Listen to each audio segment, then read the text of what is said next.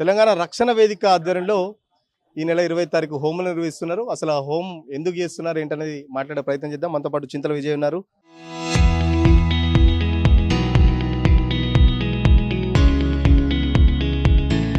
అన్న, ఏంటి కొత్తగా హోమం చేస్తున్నారు? అసలు హోమం దేనికోసం? తెలంగాణ అస్తిత్వం దెబ్బతింటుంది అని అంటున్నారు. ఎట్లా దెబ్బతింటుంది, ఏమైతుంది అసలు? తెలంగాణ రాష్ట్రంలో ఆర్థిక దోపిడీకి వ్యతిరేకంగా గుజరాతీ, మార్వాడి, రాజస్థానీ మరియు ఆంధ్ర వీళ్ళ ఆర్థిక దోపిడీకి వ్యతిరేకంగా హోమం చేస్తున్నాం. హోమంలో దక్షిణాది రాష్ట్రాల నుంచి చాలామంది నాయకులు వస్తున్నారు. పెద్ద ఎత్తున హోమం కూడా చాలా పెద్ద ఎత్తున జరగబోతుంది. తెలంగాణ ప్రజలు, కవులు, కళాకారులు, మేధావులు, విద్యార్థులు ప్రతి ఒక్కరు తరలి రావాలని కోరుతున్నాం. హోమానికి వచ్చి ఖచ్చితంగా హోమాన్ని విజయవంతం చేయాలని కోరుతున్నాం. ఏంటి మార్వాడీలు, గుజరాతీలు ఇక్కడ తెలంగాణలో ఉండద్దా, బతకద్దా? ఏం చెప్తున్నారు మరి? ఉండొచ్చు, బతకడానికి మేము ఎటువంటి భంగం కలిగిస్తలేము. బతకండి, కానీ మా మీద జులుం ప్రదర్శించొద్దని చెప్తున్నాం. ఈరోజు చూడండి, పట్టణాల నుంచి గ్రామాలకు పూర్తి స్థాయిలో వాళ్ళే విస్తరించిపోయారు. ఈరోజు పానీపూరి బండి వాళ్ళదే, షాపులు వాళ్ళవే, ఈరోజు స్కూళ్ళు వాళ్ళవే, కాలేజీలు వాళ్ళే. మరి మా పరిస్థితి ఏంది? రికార్డితే రుకాడని పరిస్థితి, పేదల పరిస్థితి ఏంది? తెలంగాణ బిడ్డల పరిస్థితి ఏంది? వాళ్ళకు ఇవ్వని స్కీములు, మా తెలంగాణ ప్రజలకు ఇవ్వని స్కీములు వాళ్ళకి ఎందుకు వస్తుంది ప్రభుత్వం? ఈరోజు ప్రభుత్వం వాళ్ళకు పెంటెంట్గా బానిసగా కొనసాగుతున్న మాట వాస్తవం కదని అడుగుతున్నా. ఆర్థిక ఆధిపత్యం వాళ్ళ చేతుల్లో ఉంది. ఆ ఆర్థిక ఆధిపత్యంతో తెలంగాణ రాష్ట్రాన్ని, రేపు తెలంగాణ రాష్ట్రంలోని ప్రజల్ని రేపు బానిసలుగా మార్చే ప్రయత్నం చేస్తుంది. ఈరోజు మనం ఇట్లా ఉన్నాం, రేపు మనం బానిసలుగా మారబోయే తరుణం తొందరలో ఉంది. అది గుర్తించాలని చెప్తున్నా తెలంగాణ ప్రజలకు. చాలా వ్యాపారాల్లో మార్వాడీలు ఉన్నారు. కిరాణం షాపుల నుంచి మొదలు పెడితే పెయింటింగ్ షాపులు, హార్డ్వేర్ షాపులు, ఇట్లా చాలా రంగాల్లో ఉన్నారు కదా. మరి ఇట్లా ఏం చేస్తే వాళ్ళు మరి ఇక్కడ నుంచి మీ ఏదైతే తెలంగాణకు సంబంధించి ఆర్థిక అభివృద్ధి అయితే అనుకుంటారు? తెలంగాణ వాళ్ళకి ఆర్థిక అభివృద్ధి ఎట్లా జరుగుతాయి అనుకుంటారు? మనలోకి పనిచేసే అవకాశం ఒకటి, అసలు మనలో పనిచేసే అవకాశం వాళ్ళు ఇవ్వరు. దాంతోపాటు ప్రభుత్వం కూడా మనల్ని ప్రోత్సహించాలి.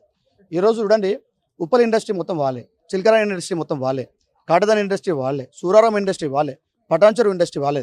మొన్న కాంగ్రెస్ పార్టీ హిల్ పాలసీ తీసుకొచ్చింది. హిల్ పాలసీ తీసుకొచ్చి ఎవరికి న్యాయం చేసింది అంటే కేవలం గుజరాతీ, మార్వాడి, రాజస్థానీలకి న్యాయం చేసింది. నేను చెప్తున్నా, ఇది కాదంటారా మీరు? 100% వాళ్ళకే న్యాయం చేసింది. అంటే మా తెలంగాణ రాష్ట్రంలోని భూములు వాళ్ళకి దారిదత్తం చేసిన మాట వాస్తవం కదా. ఈరోజు ఆంధ్రలకు మన భూములు దారిదత్తం చేస్తున్న మాట వాస్తవం కదా. మరి ఇప్పుడు మేము ఎప్పుడు బాగుపడాలి? మేము ఎప్పుడు ఎదగాలి? ఆర్థికంగా మేము ఎప్పుడు ముందుకు పోవాలి? మాకెందుకు ఈ రకమైన మీకు మీ ప్రభుత్వం నుంచి సాయం అందట్లేదు? చెప్పండి. మా ఎప్పుడు ముందర పోవాలి? మరి మా విద్యార్థులు, నిరుద్యోగులు ఎందుకు ఉంటున్నారు? మా వాళ్ళు ఎప్పుడు ఇండస్ట్రీలు పెడతారు? ఇక మేము ఎందుకు స్వాతంత్రం కోరుకోవద్దు? మేము ఎందుకు ప్రభుత్వాన్ని ప్రశ్నించొద్దు? చెప్పండి. అడ్డం పడతలేదు కదా మరి తెలంగాణ వాళ్ళకి సంబంధించి? మీరు అన్నట్టు మార్వాడీలు ఏమైనా అడ్డం పడుతారా? మీరు ఏమైనా ఒక పరిశ్రమ పెట్టుకోవాలంటే, లేకపోతే పానీపూరి బండి పెట్టుకోవాలంటే వాళ్ళు ఏమైనా వచ్చి అడ్డం పడతారా మీకు? 100% అడ్డుపడతారు. ఇప్పుడు చూడండి, వాళ్ళు 2 షాపులు పెడతారు. మా ముందు ఒక షాపు ఉంటే వాళ్ళు 2 షాపులు పెడతారు. వాళ్ళు కర్తీ సరుకు అమ్ముతారు తక్కువ రేటుకు. మా వాళ్ళు ఏం చేస్తారు? మన నిజాయితీగా ఉన్న సరుకు అమ్మినా కూడా మన కంటే వాళ్ళు కల్తీ సరుకు అమ్మి 10 రూపాయలు తక్కువ చేసి అమ్మినప్పుడు మా ఊరు నాసే కదా మరి. అంతే కదా. అందుకే ఇంకోటి ఏంటంటే, అసలు మా పల్లెలకు వాళ్ళు రావడమే తప్పు జరిగింది. మాది అసలు పట్టణాలకు రావడమే తప్పు అంటే పల్లెలు కూడా రావడం జరిగింది. ఈరోజు ఆర్థిక స్వాతంత్రం లేకుండా అయిపోయింది మాకు. ఈరోజు మేము షాపులు పెట్టుకోవడం కావచ్చు, లేకపోతే ఈరోజు స్కూల్ పెట్టడం కావచ్చు, ఈరోజు కాలేజ్ పెట్టడం కావచ్చు. వాణిజ్య సముదాయాలు, ఎటువంటి వాణిజ్య సముదాయాలు ఈరోజు పెట్టకుండా మారడం కారణం ఏంటంటే కేవలం మార్వాడి, గుజరాతీ, రాజస్థానీలే కదా. వాళ్ళ నుంచి మేము విముక్తి కోరుతున్నాం. విముక్తి తెలంగాణ కావాలి. ఇప్పుడు మాకు ఆర్థిక విముక్తి తెలంగాణ కావాలి. దోపిడీ నుంచి ఆర్థిక విముక్తి తెలంగాణ కావాలి. అంటే మొత్తం షాపులని క్లోజ్ చేసేయాలా, లేకపోతే ఏంటి? విముక్తి అంటే ఎట్లా? ఏం కావాలి మీకు? మొత్తం అందరూ వాళ్ళ దందాలని బంద్ చేసుకోవాలా? ఏం చెప్తారు? మాకు చూడండి, 2026 సంవత్సరంలో తెలంగాణ రాష్ట్రం వచ్చి 12 ఏళ్ళు ఇప్పటికి. ఈ 12 సంవత్సరాల్లో తెలంగాణ ప్రజల పరిస్థితి ఉందంటే మీరు ఒకసారి ఆలోచించండి. ఇంకా దిగువన పోయినాం తప్ప ఎగువకు రాలేదు మేము. కారణం ఎవరు అంటే, తెలంగాణ రాష్ట్రం సాధించుకున్న తర్వాత తెలంగాణ ప్రజలకు సమాన వాటా, సమాన హక్కులు దొరుకుతాయి అనుకున్నాం. ఈరోజు వారి శాతం వాళ్ళ హక్కులే ఎక్కువనే కదా. ఈరోజు మా హక్కులు ఎప్పుడు దొరుకుతాయి? మాకు ఎప్పుడు దక్కుతాయి చెప్పండి. అందుకే ఏమంటున్నా అంటే, బరాబర్ చెప్తున్నా, ఈరోజు నుంచి తెలంగాణ రాష్ట్రం ఏదైతే ఆధ్వర్యం చెప్తున్నా, పల్లెల్లో, గ్రామాల్లో, పట్టణాల్లో కొత్త మార్వాడి షాపు కానీ, గుజరాతీ స్కూళ్ళు కానీ, మార్వాడి స్కూళ్ళు కానీ, ఈరోజు రాజస్థానీల స్కూళ్ళు కానీ పెట్టనీయము, షాపులు పెట్టనీయం. బరాబర్ చెప్తున్నాం. ఉన్నవాటి అనడం ఏంది? ఉన్నవాటి దోపిడీ చేస్తే బరాబర్ ఎదురుస్తాం. వాళ్ళు కూడా చెప్తున్నారు, మేము కూడా తెలంగాణ ఉద్యమంలో పాల్గొన్నాము, మేము కూడా గత 40 ఏళ్ళు 50 ఏళ్ళుగా ఇక్కడ మా పూర్వీకుల నుంచి ఇక్కడనే స్థిరపడ్డాం, మేము కూడా తెలంగాణ వాళ్ళని చెప్తున్నారు కదా. మరి బ్రిటిష్ వాళ్ళు కూడా ఈస్ట్ ఇండియా కంపెనీ పేరు మీద భారతదేశానికి వచ్చిండ్రు. వాళ్ళు కూడా 40 సంవత్సరాలు పాలించిండ్రు. వాళ్ళు ఇక్కడ వాళ్ళు అవుతారా? బయట పోతావు, ఇంట్లో అవుతారా? మేమంతా ఇంట్లో వాళ్ళం. నువ్వు నీరా మా దగ్గరకు వచ్చి మాట్లాడడానికి? అసలు భూములు కొనంత మాత్రం నువ్వు లోకల్ అవుతావా? మా రక్తం నీ లోపల ఉందా? మా ప్రాంతీయ తత్వం నీ లోపల ఉందా? బయట కదా. ఇప్పుడు మా పెళ్ళిళ్ళకు నువ్వు రావు, మా సావులకు రావు, మీ సావులకు మేము రావు, మీ పెళ్ళిళ్ళకి మేము రావు. అసలు మా కంచం పోతుందా, మంచం పోతుందా? ఎవరిని రా నువ్వు అసలు? ఇప్పుడు మా గుళ్ళలకు నువ్వు మొక్కవు. ఈ రాష్ట్రంలో ఏ గుడిలో కూడా మీ యొక్క భాగస్వామ్యం లేదు. అవునా కదా? ఏ ఏ ప్రాంతం మా ప్రాంతంలో ఏ విషయంలో కూడా మీ భాగస్వామ్యం లేనప్పుడు అసలు ఎవరిరా నువ్వు, మీరు బయట ఉండి డబ్బులు సంపాదించుకొని వచ్చినా సంపాదించుకొని పో, అంతవరకే. ఆర్థిక దోపిడీ చేస్తామంటే మేము దోపిడీ చేస్తాం, జులుం ప్రదర్శిస్తామంటే బరాబర్ ఊరుకోము, ఎంటబడి కొడతాం, అందులో వెనకాడ ప్రసక్తి లేదు. గతంలో కూడా కొంచెం గో మార్వాడి మూమెంట్ వచ్చిందో, సో ఇప్పుడు దాన్ని ఏమైనా కంటిన్యూ చేస్తారా? ఎందుకంటే మొన్న కూడా పవన్ కళ్యాణ్ మాట్లాడిన విభజనవాదం లేకపోతే go Marwadi Marwadi go back అని చెప్పేసి ఇట్లా అనడం తప్పు, పద్ధతి కాదు తెలంగాణ వాళ్ళకి ఇది అని చెప్పేసి కూడా చెప్పిన పరిస్థితి.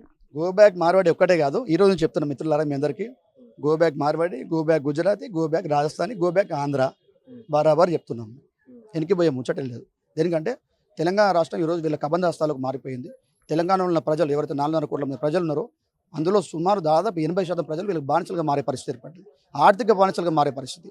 మాకు కనీసం మాకు సొంతంగా ఉద్యోగాలు చేసుకోలేని పరిస్థితి, సొంతంగా వాణిజ్య సముదాయాలు పెట్టలేని పరిస్థితికి ఈరోజు దిగజారిపోయినాం మేము. వారి నుంచి విముక్తి కోరుతున్నాం. సో ఎట్లా ఉండబోతుంది ఉద్యమం? హోమం తర్వాత యాక్షన్ ప్లాన్ ఏమైనా ఉందా? దానికి సంబంధించి ఏమైనా చెప్తారా? ఖచ్చితంగా 25వ తారీఖున ఏదైతే హోమం ఉందో, హోమానికి లక్షలాదిగా తరలి వస్తుంది అన్నమాట వాస్తవం. మాకు ఎన్నో మెసేజ్లు వస్తున్నాయి, ఫోన్లు చేస్తున్నారు, తరలి వస్తున్నామని చెప్తున్నారు. విద్యార్థులు, మేధావులు, కవులు, చాలామంది కళాకారులు తెలంగాణ ఉద్యమ పోరాటంలో ఏదైతే పాల్గొన్నారో ప్రతి ఒక్కరు కూడా పేరు పేరున ప్రతి ఒక్కరు ఫోన్లు చేస్తున్నారు, మాట్లాడుతున్నారు. ఆ రోజు వస్తాము, ఐక్యంగా మనం హోమం చేద్దాము, ఆ రోజు హోమాన్ని విజయవంతం చేద్దాం, తర్వాత కార్యాచరణ పరిస్థితి మేము ప్రకటిస్తాం వెంటనే. సో మనతో పాటు ఇంకొంతమంది ఉన్నారు, మాట్లాడించే ప్రయత్నం చేద్దాం. తెలంగాణలో ఓన్లీ తెలంగాణ వాళ్ళే బతకాలి, ఎందుకంటే మొన్న పవన్ కళ్యాణ్ అన్నాడు సూరత్లో కూడా తెలంగాణ వాళ్ళు ఉంటారు, లేకపోతే మహారాష్ట్రలో ఇంకా వాళ్ళు ఉంటారు, వాళ్ళని వెళ్ళగొడితే పరిస్థితి ఏంటని. మరి ఇప్పుడు ఇది హైదరాబాద్ ఒక విశ్వనగరం, చాలా మంది చాలా రాష్ట్రాల నుంచి వచ్చి బతుకుతూ ఉంటారు కదా, ఏంటి మీకు వచ్చిన అభ్యంతరం ఏంటి అసలు?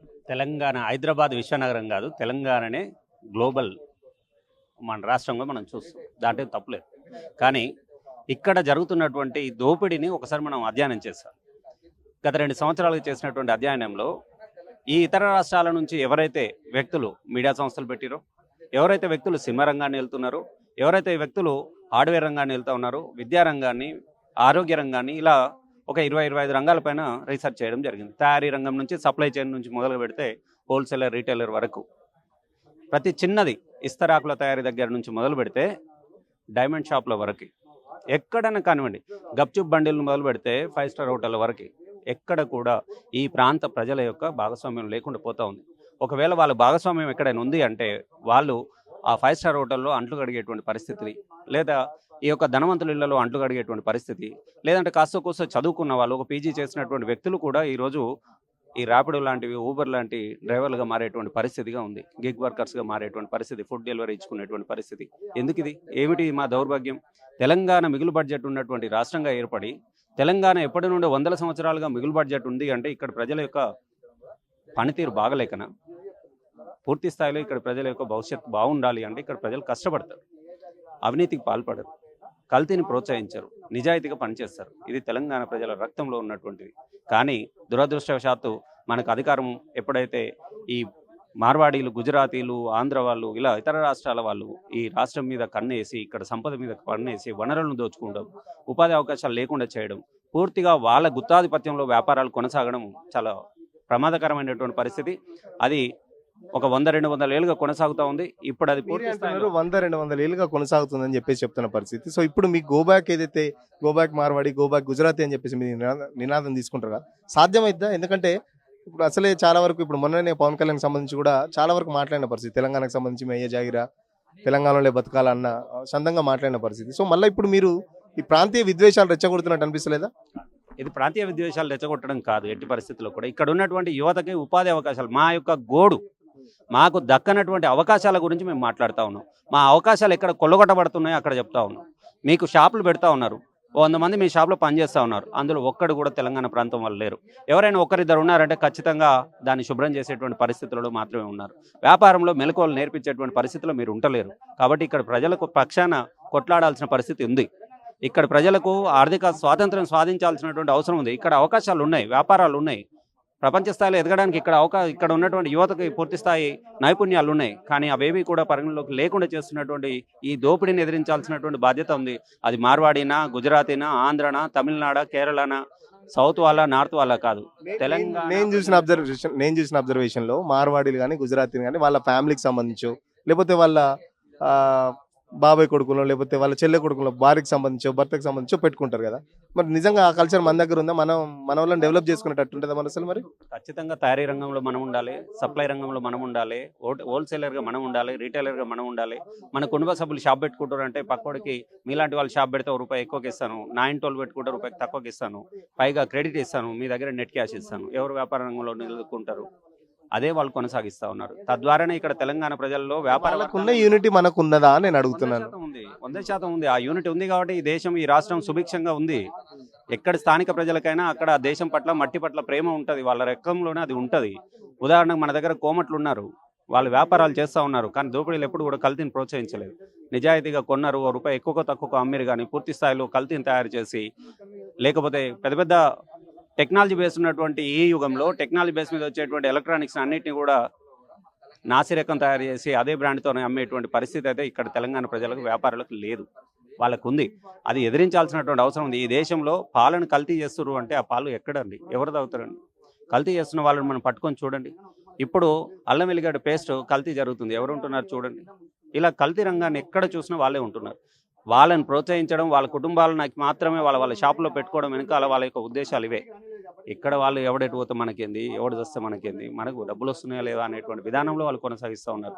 మరి ఇక్కడ ఉన్నటువంటి వ్యాపార వర్గాలైనటువంటి కోమట్లు ఎందుకు వ్యాపారాలను వదిలేస్తూ ఉన్నారు? వాళ్ళకి ఎందుకు ప్రోత్సాహాలు అందిస్తలేవు ప్రభుత్వాలు? ఇక్కడ పనిచేసేటువంటి యువతకు నైపుణ్యాలు ఉన్నాయి, ఎందుకు వాళ్ళకి కంపెనీలు పెట్టుకునేటువంటి అవకాశం ఇస్తలేరు? ప్రభుత్వం ఫ్యూచర్ సిటీ పేరుతోటి భూములు పంపకం చేస్తూ ఉంది. తెలంగాణ ప్రజలకు ఎంతమందికి ఇచ్చారు ఒకసారి పోయి చూద్దాం పని. ప్రభుత్వం యొక్క పాలసీ, ఈరోజు హిల్ట్ పాలసీ ఒకటి ఇంప్లిమెంట్ చేస్తూ ఉన్నారు. ఇక్కడ ప్రభుత్వం యొక్క ఆస్తి అది. నువ్వు ఇక్కడ నుంచి సంస్థలను ఇక్కడ నుంచి తరలించి వేరే దగ్గర పెట్టమంటున్నారు. మరి వేరే దగ్గర పెడుతున్నప్పుడు ఈ స్థలాలను మీరు ఎందుకు ప్రభుత్వం ఆధీనంలోకి తీసుకోకూడదు? వాళ్ళకి వేరే అభివృద్ధి చేసిన దగ్గర ఎందుకు అవకాశాలు కల్పించకూడదు? ఈ భూముల్ని తెలంగాణ ప్రజల కోసం ఎందుకు ఖర్చు పెట్టకూడదు? అంటే ప్రభుత్వం దగ్గర సమాధానం లేకుండా వాళ్ళు చాలా సంవత్సరాలుగా ఉన్నారు కాబట్టి వాళ్ళకి అవకాశాలు ఇవ్వాలంట. ప్రభుత్వం డెవలప్ చేసి ఇచ్చినటువంటి సంస్థల్లో ఎవరు ఉంటేనే. ఫైనల్ గా చెప్పండి, తెలంగాణ వచ్చి 12 ఏళ్ళు అవుతుంది, ఎప్పుడు లేదు ఇటువంటి పరిస్థితి. సో ఇప్పుడు ఎందుకు ఈ మూవ్మెంట్ తీసుకున్నారు? 12 ఏళ్ల తర్వాత గుర్తొచ్చిందా మీకు? Go back Marwadi, go back Gujarat అని 12 ఏళ్ల తర్వాత గుర్తొచ్చిందా? మరి నేను గో బ్యాక్ మార్వాడి, గుజరాతీ మాత్రమే అంటలేను. తెలంగాణ ఏతరులు ఎవరైనా సరే వాళ్ళ లిమిట్స్లో ఉండాలి. ఇక్కడ ప్రజలకు అవకాశాలు కల్పించాలి అంటున్నాం. వ్యాపారం మీరు చేయండి, ఉపాధి మాకు ఇవ్వండి. ఉపాధి ఇవ్వము, వ్యాపారం చేసుకుంటాం అంటే నాసిరకం వస్తువులు అమ్ముతాం, మీ భాష యాస మాకు తెలియదు కాబట్టి మా ముందర ఏదో చెప్తా ఉంటారు, మాకేదో వస్తువు అంటగడతా ఉంటారు. ఇది మా దగ్గర మళ్ళీ కొన్న తర్వాత కూడా నో రిటర్న్ అంటున్నారు. ఏంటిది పద్ధతి? ఇది దోపిడీ పూర్తి స్థాయిలో. కాబట్టి మేము వాళ్ళని వెళ్ళిపోమని అనడానికన్నా ముందల మాకు ఉపాధి అవకాశాలు కల్పించమంటున్నాం. మాకు వ్యాపార రంగంలో మెలకువలు రావాలి. మీకు ఎలా సప్లై వస్తుంది, సప్లై చైన్ వెనకాల మీ వెనకాల ఎలా పనిచేస్తుందో తెలియాలి. అదే తెలియకుండా గుట్టుగా దాచేసి ఇక్కడ ప్రజల్ని కేవలం బానిసలుగా చూస్తాం, లేకపోతే ఇక్కడ లోకల్ వాళ్ళని తాగుబోతులు అంటాం అంటే మాత్రం ఊరుకునే పరిస్థితి లేదని ఈ సందర్భంగా హెచ్చరిస్తా ఉన్నాం. ఖచ్చితంగా ఏదైతే గత 12 ఏళ్ళుగా తెలంగాణకు సంబంధించి ఆర్థిక దోపిడీ జరుగుతుందో దానికి సంబంధించి ఇటు గో బ్యాక్ మార్వాడి కానీ గో బ్యాక్ గుజరాతీ మూవ్మెంట్ ఎట్లయితే వచ్చిందో దశల వారీగా కూడా ఉద్యమం చేస్తాం. మొదటగా హోమం చేస్తున్నాం, హోమం తర్వాత కూడా పెద్ద ఎత్తున కార్యాచరణ ఉంటుంది. సో ఖచ్చితంగా తెలంగాణ వాళ్ళు మాత్రమే ఆర్థిక అభివృద్ధి చెందాలి, పక్క రాష్ట్రాలు అభివృద్ధి చెందడానికి వీలేదు. తెలంగాణ తెచ్చుకున్న తెలంగాణ ప్రజల కోసమే, పక్క రాష్ట్రాల వాళ్ళ కోసం కాదు. ఎందుకంటే ఇప్పటికే గుజరాతీలు కానీ మార్వాడీలు కానీ ఏళ్ళుగా ఇక్కడ పాతుకొని పోయి తెలంగాణకు సంబంధించి ఆర్థిక దోపిడీ గురి అవుతున్న పరిస్థితి. సో ఖచ్చితంగా దీన్ని మేము వ్యతిరేకిస్తున్నాం. త్వరలో జరిగిపోయే కార్యాచరణకు సంబంధించి కానీ ఇటు హోమం కూడా చేస్తున్నాం. దాని తర్వాత పెద్ద ఎత్తున కార్యాచరణ కూడా ఉంటుంది. తెలంగాణ వాళ్ళందరూ దీన్ని ఖచ్చితంగా ఆదరిస్తారని చెప్పేసి నమ్మకం ఉందని చెప్పేసి కూడా చెప్తున్న పరిస్థితి. వీడియో జర్నలిస్ట్ వేణుతో సురేష్, RTV కోసం, హైదరాబాద్.